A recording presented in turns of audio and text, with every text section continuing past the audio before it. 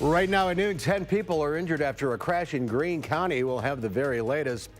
R. Kelly's manager says the singer is expected to be released later today after being put behind bars for not paying child support. Plus, the Cheese Championships wrapped up in Green Bay, and you will be surprised who won the top prize. From the Channel3000.com Alert Center, this is News 3 Now at noon.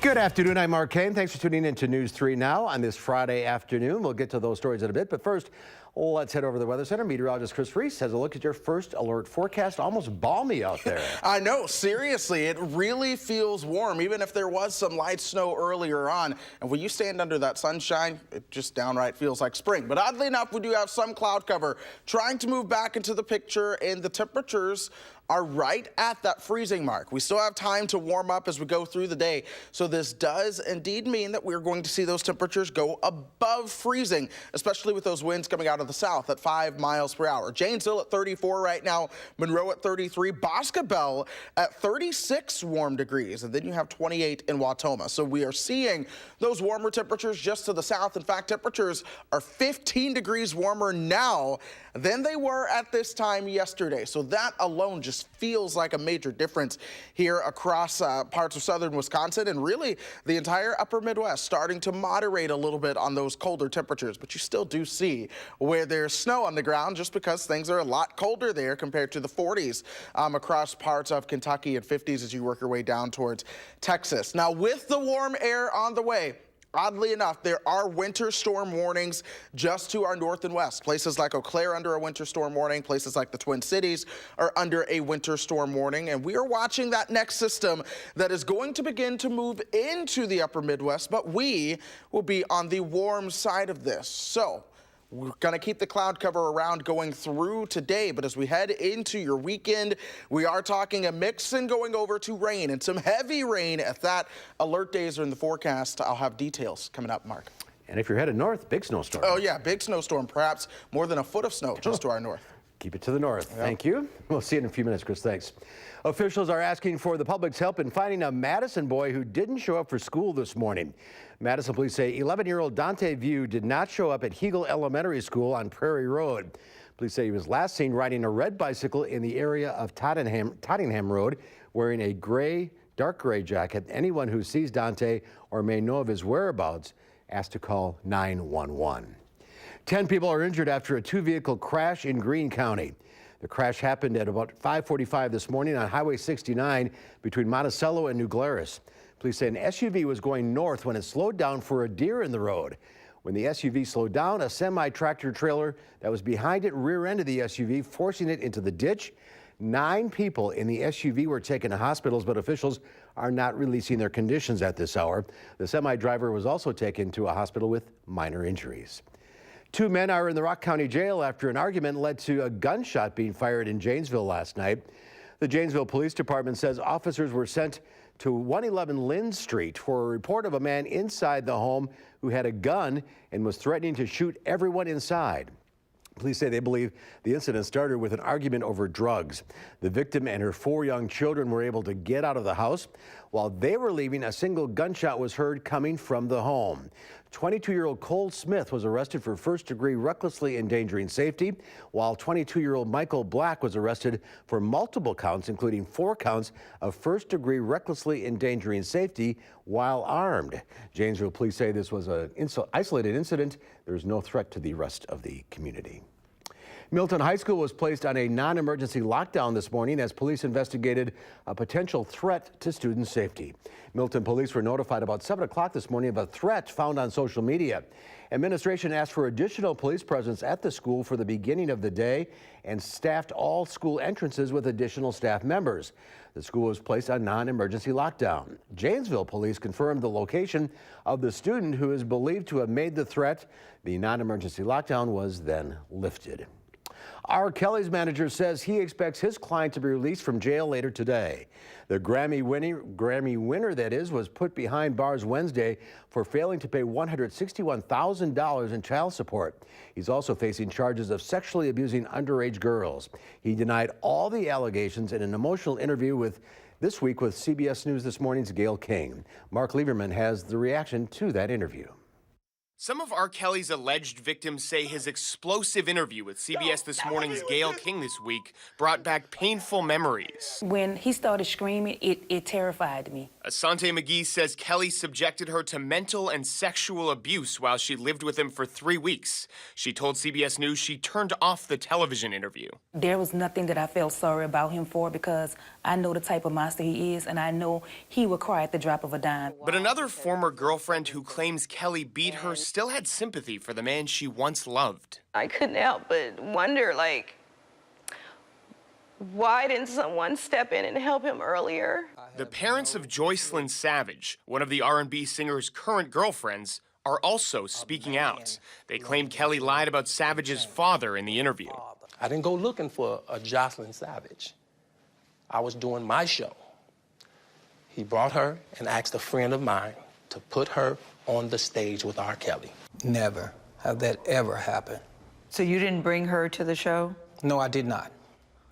Have you met R. Kelly? I've never met Mr. Kelly. Hello? Hey, Joycelyn, this is Mommy. The 23-year-old called her parents shortly after the interview with Kelly aired on Wednesday to let them know she's okay. But they believe their daughter has been brainwashed. I call them prison calls because I can tell that someone is listening to the calls.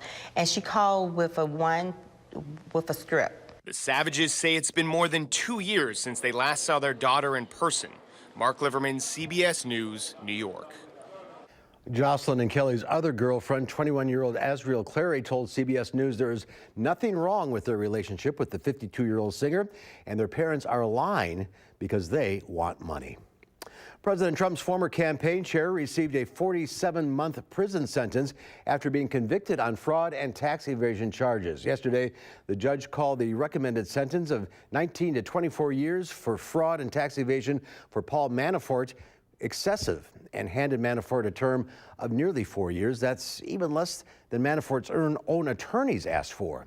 His lawyer and the president say that proves there was no collusion between the Trump campaign and Russia. You saw today is the same thing that we had said from day one. There is absolutely no evidence that Paul Manafort was involved with any collusion with any government official from Russia. His lawyer went out of his way, actually, to make a statement last night. No collusion with Russia. There was absolutely none. Before departing for Alabama, President Trump would not answer a question about whether he would pardon Mr. Manafort. The WIAA girls basketball tournament underway in Green Bay. First game of the day, and the undefeated Blackhawk Warriors beat Fall River 71-39. 3 Warriors scored in double digits during their victory. They'll play the winner of the Newman Catholic and Clayton game tomorrow. And then later today in Division II, Beaver Dam will be looking for their 3rd straight championship as they'll face Hortonville. Monroe will play Whitefish Bay for a spot in the championship game on Saturday. And tonight in Division I, Middleton will battle Mukwonago. A cheese from Ohio has captured the top spot at the U.S. Championship Cheese Contest in Wisconsin. The Baby Swiss, made by Guggisberg Cheese in Millersburg, Ohio, barely edged out a Gouda made by Mariki Penterman of Thorpe, who won the contest in 2013. The event in Green Bay is considered the largest technical cheese, butter, and yogurt competition in the country. Entries came from 35 states, and they're judged on flavor, body, texture, salt, color, finish, and packaging. Organizers say there were 2,555 entries this year, an 11% increase compared to 2017. And there's more to come on News 3 at noon. Up next, we'll see what Howard's working on in the Mr. Food Test Kitchen. A sheet pan meal that's as fitting for breakfast as it is for dinner. And believe it or not, it's done in less than 15 minutes.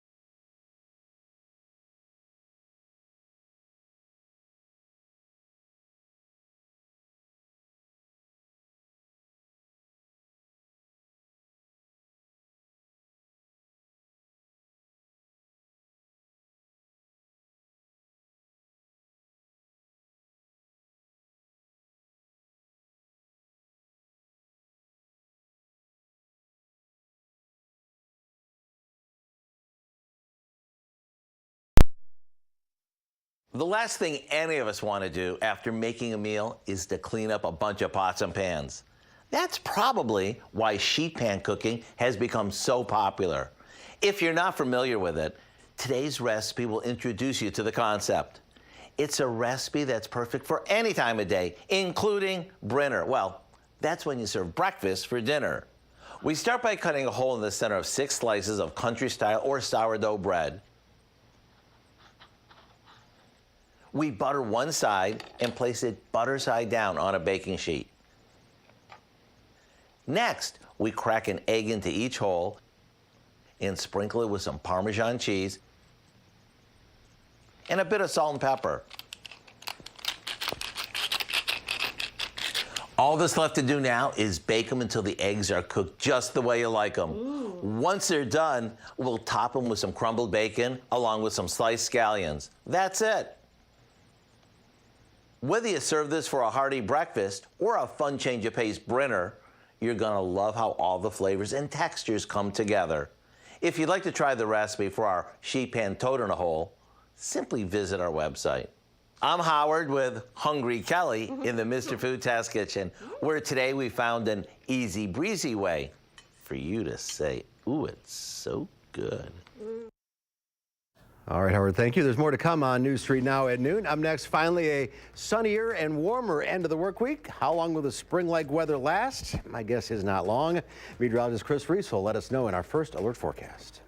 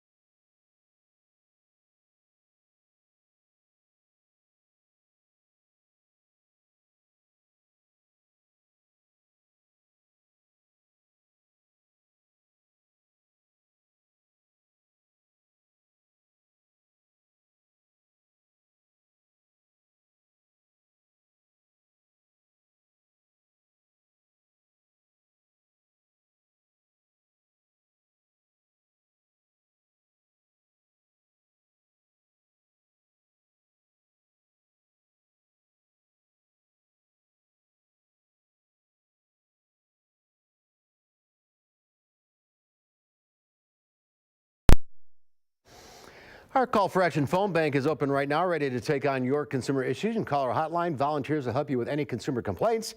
The number is 608-270-2833. Let's check Wall Street at the noon hour. The Dow Industrials are down 144 points. The NASDAQ, S&P 500 also in negative territory. Well, Q106 Farm Director Pam Yankee out of the radio barn today, so here are your farm numbers.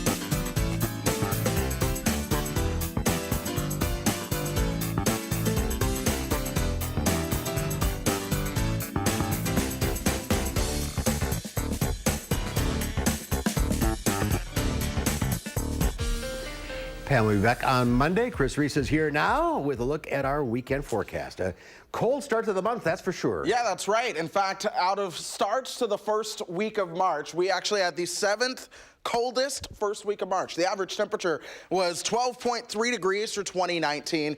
Gosh, 1884, the average temperature for the first week of March was 6. So it can always be worse, but we do have warmer temperatures on the way. And with that, let's just look at some of our average first dates. The first 50 typically comes around late February. Of course, we are late on that one, but the first 60-degree day is late March. 70-degree day, comes in April, and then we reach 80 by the time we get you towards May. So those warmer days are not all too far away. In fact, there's some warmth coming in today. Temperatures already at 32 in Madison, but just to the south, we are starting to see those 50s, 60s, 70s, and even 80s starting to show up. So it's in the country, folks. We've just got to give it time to work its way to the north, and it'll take just a little bit to do that. But still, we're going to be a little bit warmer out there today, because winds are coming out of the south at 5 miles per hour. With those winds out of the south, that will push those temperatures above freezing in due time. 34 right now in Janesville, same for Monroe and Mineral Point. Boscobel at 36, Viroqua at 35 right now. And I do think all of us are going to see those temperatures go above freezing as we go through the afternoon. In fact, over the next 12 hours, we'll see those temperatures top out in the mid-30s, starting to cool off a little bit after the sun sets, but with some cloud cover and that south wind around, I don't think our temperatures are going to move all that much. So I think we're going to hover around the upper 20s and even the mid-20s for a while going through the night and into tomorrow morning. That south wind is ahead of the next system starting to move into place. So watch that southeasterly wind flow coming in initially. That's bringing in warm air. So as this region of low pressure cuts across the plains, that is going to mean more so rain for us by the time that gets towards the upper Midwest. Just to our north and west, though, places like Wausau up towards the Twin Cities, they are going to be on the colder side of the system. So if you have travel plans that direction, do know you're likely going to be dealing with some very heavy snow up there. But for us, hour by hour, cooling down to about 23 tonight. Here we are tomorrow afternoon at the leading edge of this precipitation. I do think it's possible to see at least a little bit of snow or sleet mix in, but I think we're going to go over to all rain into the afternoon. You get towards the Dells, places like Westfield, Camp Douglas, Juneau, and Adams counties. That's where I do think you're going to be just cold enough to be dealing with some snow, and some of that could stick. As the system departs, though, cold air wraps back in. I think we could see some flurries on the backside of this, but how much snow? Here in Madison, not a lot. You're talking 2 to 4 inches perhaps as you work your way towards the north and west. Once you get towards the Twin Cities, places like Eau Claire, you're talking 6 to 12 inches. So the snow is going to be close, but we are going to be staying warm, getting a lot of rain out of this as well. Perhaps 3/4 of an inch up towards an inch of rain. That's going to be a lot of water on a ground that's still frozen. So do know things are going to be rather slick and soupy going through the weekend. So we do have alert days for that very reason, especially going through Saturday into Sunday. Don't forget, you lose an hour, so if the weekend weather wasn't bad enough, you also get less sleep. But, you know, at least we get warmer. Perhaps 50 if we can get enough of a south wind on Wednesday. Right now, our forecast is 49, but that could certainly be a warm-up. Thunder is also possible. We could see some thunderstorms and perhaps some strong thunderstorms with that system coming in Wednesday into Thursday. So spring is near, and if you are wondering what grass looks like, well, we may know soon enough. I'd like to be reminded of that. Yes, absolutely. All right, Chris, thank you. There's more ahead on News 3 at noon. An Australian woman is running 100 marathons, and it's not because she enjoys running. We'll tell you why she's doing it right after this.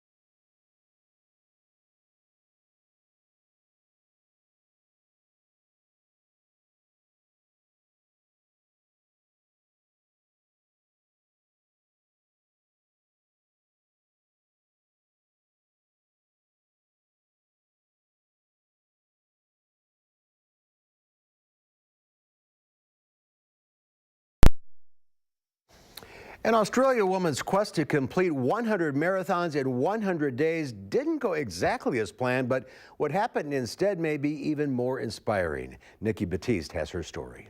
48-year-old Australian native Mina Goli wants people to know she didn't set out to run 2,620 miles for the exercise. When I tell people I'm running 100 marathons, instantly they think I'm running 100 marathons because I like running. And Do you like running? No.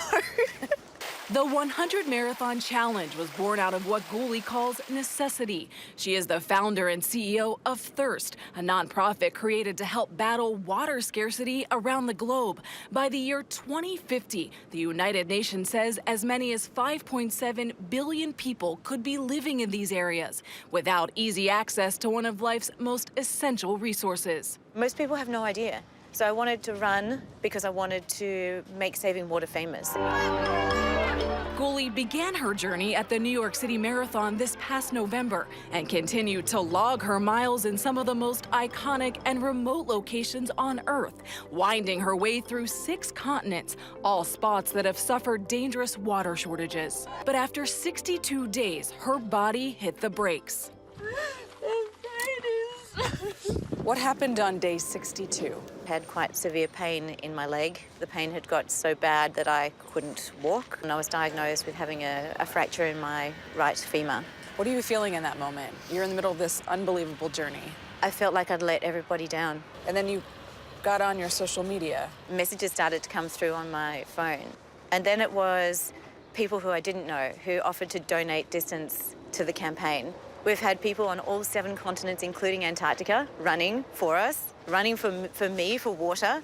Whether they were literally helping push Goli toward her goal or running on their own, strangers from around the world collectively completed nearly 20,000 miles in only 38 days. Woo, day 100! All culminating back in New York City for the 99th and 100th marathons, where her unthinkable mission began. The support has inspired me to keep going, even when I thought all was lost. It's shown me that even though each one of us is an individual, together we can make a huge change. In all, strangers from around the world ran 748 marathons in Mina's name, far surpassing the remaining 38 she needed to complete her goal. Nikki Batiste, CBS News, New York. Quite remarkable, Chris. Maybe some rainy weather around here sooner or later.